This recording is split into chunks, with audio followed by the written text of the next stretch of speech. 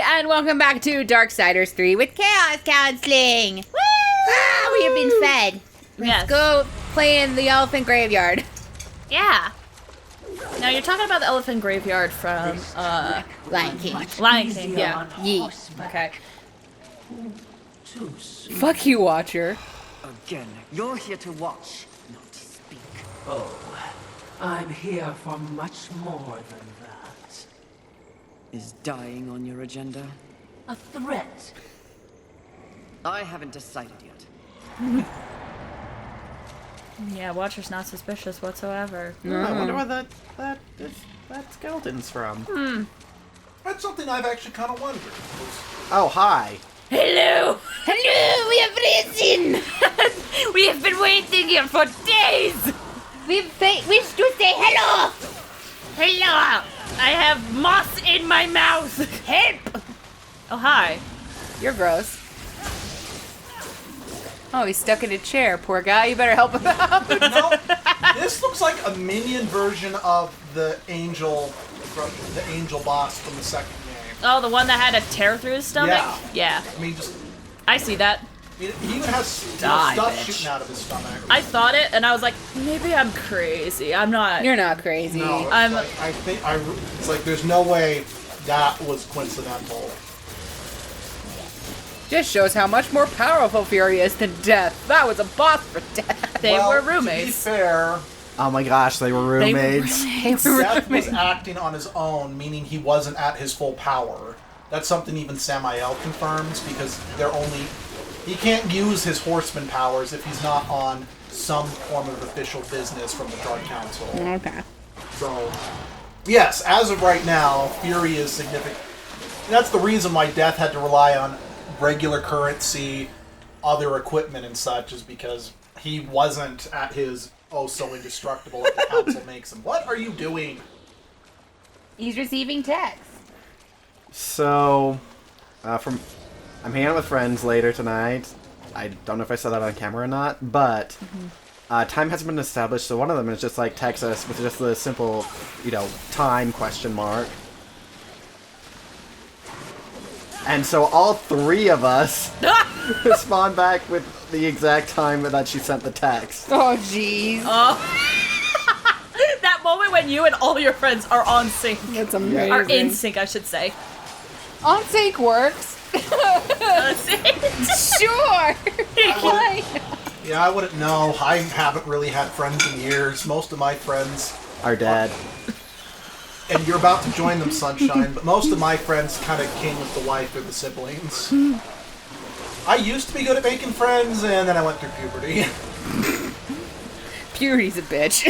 Yeah. Yeah. Also doesn't help that I Sorry, when you chose... said that second, yeah, for some reason I just imagined you pulling out like a chocolate cigarette going, yeah. Yes. With age, I've begun smoking chocolate. No, it's just a cigarette, but because it's you, pure little you, I was yeah. just like, it has to be a chocolate one. Oh, yeah. So now we've converted chocolate into a form that can be smoked and be converted into air. No, there are chocolate cigarettes. Are there? Yeah, they just make cigarettes. This chocolate that looks like cigarettes. Why have you cursed me with this knowledge? Do you understand what I could do in class? Brah. Let me go buy us. I just have to get back up to Sugar House.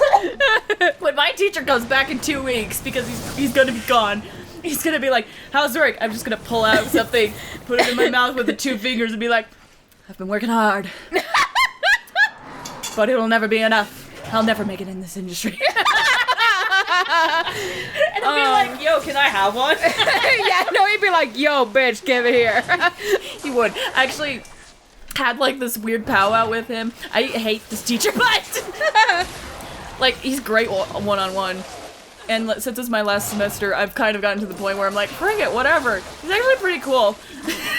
You just come to terms. I don't just come. He is actually pretty cool because he saw my art and he's like, dude, you should do comics. I'm like, I want to do comics. He's like, as another person who really wants to do comics, it's like hard, and then we just had like this power of like we want to do comics, but it's gosh hard as hell. dang, we can never probably be able to do that because of the industry. Yeah, the problem with the comic industry is, there was actually someone at one point saying paying artists should be optional and not mandatory. Ugh. Yeah, no, we've talked about, we went into extensive conversations where basically it's like, if you want to do comics, you have to really love it because...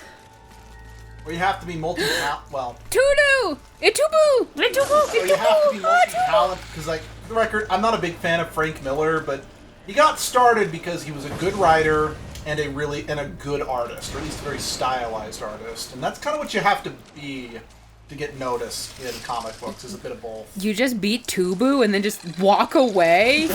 What the fuck, Sunshine? But yeah, we just basically talked about it, and how, like, both of us want to do comics, but both of us also accept that we have to probably do other things on the side to be able to support us, because in order to get that, you have to work real hard and also get lucky. So it was like this fun powwow, because he's like, I totally, like, I should be annoyed, or like, I should be more telling you to do more 3D stuff, but as a comic book creator, or like a person that wants to make comic book, I empathize with you too much. I know Bless the his problem heart. with comic books now, especially, is comic books are stereotyped as being superhero stories. That's the other thing. That's not the only... I mean, don't get me wrong, those are my favorite comics too. But there are other types of comic books out there. Check out Webtoon, for example. There's a lot. Again, Red Sonja does have supernatural abilities, but it's meant to be like a sword and sorcery type story. But, like, that was a good comic that wasn't superhero related. But again, kind of swinging back to my point. And the problem with getting into the superhero industries nowadays is that what's defined as superhero and superhero comics have been around since the 1930s. So it is nearly impossible to get yourself recognized for, like, an original creation. Mm-hmm. And it's really hard to get yourself to stand out working on a pre-existing creation as well. The biggest problem I have, and this is gonna sound real weird, because this is like the exact opposite of what artists say, is I don't have enough ideas. If I'm honest. If ever I get ideas, I end up grouping them all together for one, like, big idea. Thing. And I'm like, I don't know how it all links, but I have, So when people are like, oh man, you're a comic book creator, you must have, like, so many stories you want to tell. I'm like, I might have one. Right? That I'm thinking of right now that I had in a dream that I was like, this is real cool, I want to expand on that. Actually, that's kind of like the book idea that I've had for years. It really just started as kind of like, I wanted to put everything I liked together, regardless of if it connected. Honestly, I think that's sometimes the best stories, if I'm honest. No, I agree. Like, just to give you an idea, like, the one character that managed to transcend almost every version of this story before I just kind of decided I could never turn this into anything, I think I'm just gonna move on with my life. He started as a self-insert Dragon Ball Z fan insert character. And then he kind of evolved as I got into other things. I made him... He initially started as an android, and then I'm like, oh, he's an android. He'll fit into the Mega Man universe. So then Mega Man stuff got incorporated, and honestly, there was a whole process. I'm not going to go into it here due to a combination of not remembering, and quite frankly, it just not being all that interesting. But yeah, that's... I mean, a lot of my stuff came about that because I'm a huge self-insert. Sorry, go ahead. You yourself? I'm kidding. No. No, like I have. I mean, if you remember the D&D world I created for just that first campaign for the two of you, which I then turned into a full-fledged world to reuse in D&D, started as a, I just wanted world where anything and everything I want can exist together. Mm-hmm. Because, like, at one point, this was when Game of Thrones was just starting, and when I saw the White Walkers' bright blue eyes, I'm like, White Walkers are zombies that have been chock full of spice. And I'm not joking, that was actually a big part of the plot of that campaign for the first of you guys. It was Cthulhu was using spice in order to bring, corpses to life. Yeah, okay, there was more to it than that, but... And then you defeated him by using weapons from various video games. Yep. Yeah, that's just a very nutshell, but honestly, what the story was actually about probably makes less sense than that. Well, yeah. But, I mean, at the end of the day, I think Sunshine can confirm this because he is trying to be a writer. Yep. Pretty much best stories are stuff that you want to write about and that you enjoy. Oh, absolutely. Exactly. Rule of cool. Yep. So, and because you're more passionate about it, you want to write more about it. So that's why those end up being the best. Yeah, like, even for, like, I mean, like, those of you who've been in school and, like, what's the word? Like, you know, it's hard to write a paper when you're just not interested in the subject. Oh, yeah. I Totally. can attest to that. Totally. I had a huge argument with my second English teacher about that exact thing. So, basically, long story short, if you want to write something and you're like, oh, I have no idea what to do, Just do it anyway. Think about what you love. Yeah. And then go from there. Honestly. Noxious fumes. Heck, Oof. even the D&D campaign I'm working on for the channel, I'm like, oh yeah, a lot of the things here and a lot of the characters, they're meant to be allusions or references to other things. I mean, hell, the cornerstone, like, the basic idea I had for this campaign was inspired by Tales of Hearts and Mass Effect Andromeda. Yeah, this campaign I'm working on. Like, if ever I'm like, oh man, I gotta figure out this, like, little next chapter bit, I'm like, what's a thing that I haven't done yet that I really like? No. I have found it. Yeah, go ahead. And, like, honestly, in, like, the campaign that I'm doing with my friends at the moment, like, every single NPC in there is a reference to another character from like a show or a game. That's beautiful. Yep, exactly. I've kind of done that, but then I also have, hey, let's just throw something random in because I can't think of a reference and I need this character to be something Yeah. I'm to scared facilitate the story. for whenever I get back to playing that homebrew campaign because Oh, hi. when I did it before, I threw in a kind of vague Adventure Zone reference, and they just kind of accepted it like, yeah, whatever. Oh, you stuck, buddy.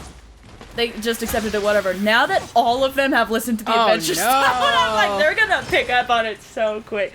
Because It's a basically... griffin. Oh, it is a griffin! He's a bub! Basically, I had the names of Travis, Griffin, Justin, and Clint That's right. in there, but they're reversed. So... It's beautiful. So, They might be like me and too stupid to realize it off the bat, though. yeah. Even though he listens to it. So with this campaign, I thought, hey, since Adventure Zone inspired us, I wanted to include a reference to it. So there was a character whose last name was Tigo. You know, goatee, you know, Magnus Burnside, Tigo. But then I realized, I'm like, wait, since we're going to be putting this on the internet in a similar style to them, it's like, I want to drop the references to try it. So it's not like I'm just trying to play off their success, you know? Yeah. I mean, But I left it in there for the people testing it, since it's like, hey, this isn't being uploaded, might as well have fun. yeah, exactly. Honestly, I think it's okay. And as long as it's not like you're proclaiming it as original, Yeah. you know? Well, and I mean, to be this character was a nobody. He was meant to be just an ensemble, just for a little quick tongue-in-cheek nod. Like I said, I'm like, I think I'm going to drop it just because I want it to stand on its own merits, not by likening it to something similar, you know? That's fair. Understandable. Oh, is there? Yeah, there is. Oh, well. Oh, There's that angel back here. Also, Hi, I just Dead kind of Angel. wanted to do that because I've been trying to limit the number of references we do to other YouTubers in our videos. So I was just trying to be like, okay, I'm going to drop references to a lot of other similar things. yeah. Just so our videos aren't a montage of things people can get from other more successful creators than us. Fair. Like, anytime I see a YouTuber make a reference, I'm always like, it's always kind of exciting because then you get to hear, like, find out more about what their interests are. They're like, that's a reference to this, and you're like, I got it! I knew it! I know! That's fair. But Just I think there's a limit. Oversaturation and all. I know my problem in particular, and Sunshine can, you know, attest to this. Growing up, I could remember movie dialogue with impeccable accuracy. So I loved quoting movies and internet videos, and he picked up on it too. Mm-hmm. But it's just by the same token, it kind of skewed my social interaction because I was quoting things people didn't recognize, or I was into things no one else was. So it's like, okay, minimize your references in order to maximize the inclusion on the joke, you know? Yeah. 'Cause it's like, if I reference something that most of us haven't seen, then it just ends up being dead air with no punchline, and no one's gonna have fun with that. Except the very few references where I surprised you that I got it. Yeah. Because I don't watch a lot of stuff, because the stuff I do watch is stuff I usually edit. So. Oh, I still love when Sunshine did the dark crystal noise, and it's like, thank you! No. I just love that because I'm like, wow, I have thought that exact thing with that exact inflection on so many times when other people finally get the... I think there's a... on the right, I think there's a hole. Sorry, in Oh, there. hello? Someone's screaming? Yeah. There's a human around here, I think. Hello? The way, angel scum! Hello? I remember growing up, people used to tell me that I could do really good voices of, like... The ones that came to mind was I could do a good Moaning Myrtle, and I could do a good Ross from Monsters, Inc. I don't think I can do those. Apparently I did a good Littlefoot. Oh, really? I know our older brother could do a pretty good Jar Jar Binks. Oh, she's right there. Oh, hey. And a pretty good Gollum, but I think it's because his voice hadn't fully cracked at that point. Or Yeah. broken or whatever. I mean, I have no idea how to get there. I think what I'm wondering is if we have to do something with that purple stuff and find a way to like walk around. Purple stuff. Get away from the drugs, Abby. No, do you not know the Sunny D purple stuff? No. So in a lot of the Sunny Delight commercials, they'd always go to the fridge and be like, okay, we got soda, OJ, some purple stuff, and 2 kinds of Sunny D. And there was this comedian that was just like, I want the purple stuff. Oh my gosh. No, I don't remember that. I'm sorry. Oh, no, you're good. So- I didn't know about it until I saw, like, Kind someone of review spoil- the commercial. Kind of a spoiler. And I'm glad you brought Spoiler this. to what? Sorry, to my D&D campaign. Okay. Spoiler tag in the corner? I don't know. Well, I'm glad that was brought up since Kendall didn't know about it, because that is a reference that I just kind of throw in my player's face in my current D&D campaign. That's an episode. We will see you guys next time, boys! Bye!